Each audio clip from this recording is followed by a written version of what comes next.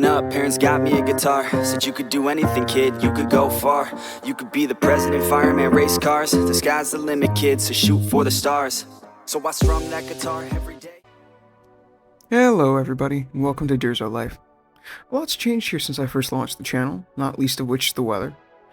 We've suddenly launched into fall, so it's going to be time to start maintaining the snowblower and the lawnmowers. That said, while I have everything out here, let's take a look at what we have for projects for us to work on this channel.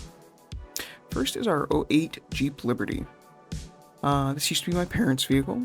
They're downsizing their fleet, so they offered it up to me as a project, and I agreed. So I've already taken the rear half of the rear fender flares off and the rocker moldings to expose the rust that I knew was under there.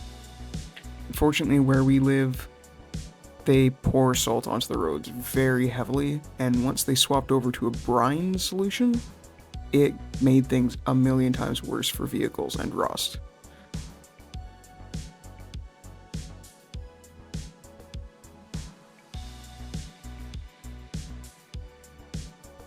Now, as you can see down here, unfortunately the rust is very extensive. Oddly enough, the floor and the pillar supports are still solid, so I do have something to weld to make repairs. The dog legs, though, they are basically non-existent. So again, more metal work's going to be needed to try and get the body back to a point where not only will it pass safety inspection, but it has all the structural rigidity back in it to be able to do what I want to do with this, which is take it off-road, ideally. You can also see that the suspension is the original and is heavily rusted, and all the bushings are shot in it. So we're going to be replacing that as well. For the price of it, it makes more sense just to get a complete arm as opposed to trying to replace just the bushings.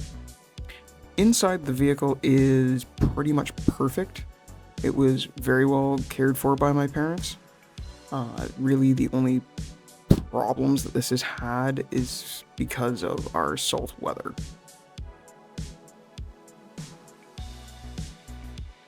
As you can see, it's got 237,000 kilometers on it, so it is high mileage, especially for the motor that is in this.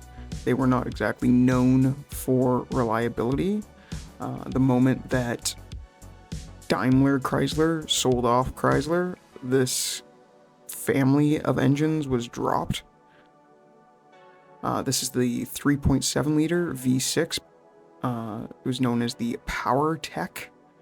It's not great. That said, it is better than the 4.7 liter V8 that the Rams and Durangos got. That was an absolute nightmare as far as what its power output was to fuel economy and size, etc.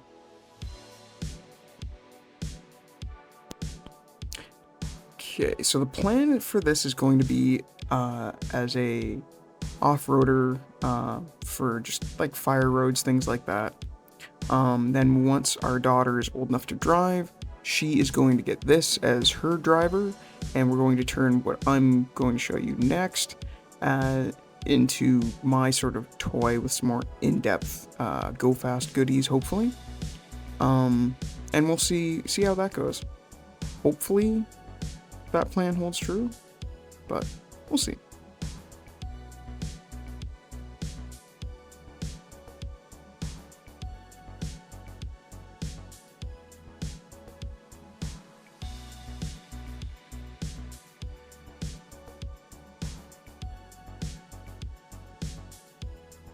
Over here we have my 2002 Ram 1500 Classic Night Edition. Here's a mouthful. I've already put on the factory tow hooks. I did have to cut this little insert though, but all the mounting points are already there. You just need the bolts and the hooks, and it just bolts right in. Same deal with these factory skid plates. All the holes are there. They're all tapped. There's no drilling, nothing special. You just have to go buy them from the parts counter and they bolt right on. It has just been crowned, so forgive the mess on it. It has factory-sized Duratracks. They will be upsized when it comes time to replace those particular tires. It's got window tint to match the rear privacy glass on the front windows. It's obviously a crew cab with the console and upgraded cluster. It's got the Mopar running boards, Mopar center caps. It's got the factory dual exhaust, which oddly enough on the newer ones have a smoke finish on them, whereas the slightly older 4th gen Rams, it was all chrome tips. Obviously black rims, like I said, 392 rear gears, and a limited slip, so that makes it kind of fun in anything that's a little slidey. Yeah, so that's going to be the thing that hopefully I go for some Go Fast goodies with eventually. Now, as I said, we've got the seasons changing, so here's our sort of lawn equipment and I guess just property equipment that we have to maintain the property with. All of them are foundlings. This is a little push mower with a Briggs & Stratton on it. I think the rings on the pistons are starting to go because it smokes on initial startup, but is okay otherwise. Still half pull and it goes. This is our aged Tecumseh powered Mastercraft snowblower. I've welded that auger more times than I can count just because of rot. But still, for being left outside in the woods, it fires up right away. I think you can see it on one of these stickers here. It says it was manufactured in 86. Yeah, 86. And if you look, I've already kind of had to make some pieces just because things have rotted away and there's no replacements to buy. And then we've got our Craftsman lawnmower, or lawn tractor, I should say. It's powered by a V-twin Briggs. I think the head gaskets are done on it, but that's something that we'll try and deal with come spring. But again, as you can see, they all need to be maintained and winterized for some storage. But yeah, so that'll be another video. But I just want to say thanks for watching Durzo Life. I appreciate you tuning in. And if you could click like, comment, subscribe. I mean, I know it's probably annoying hearing it every single time from every single person on YouTube, but it really does help out the channel and helps me bring you guys more content faster. So until then, thanks for watching Durzo Life.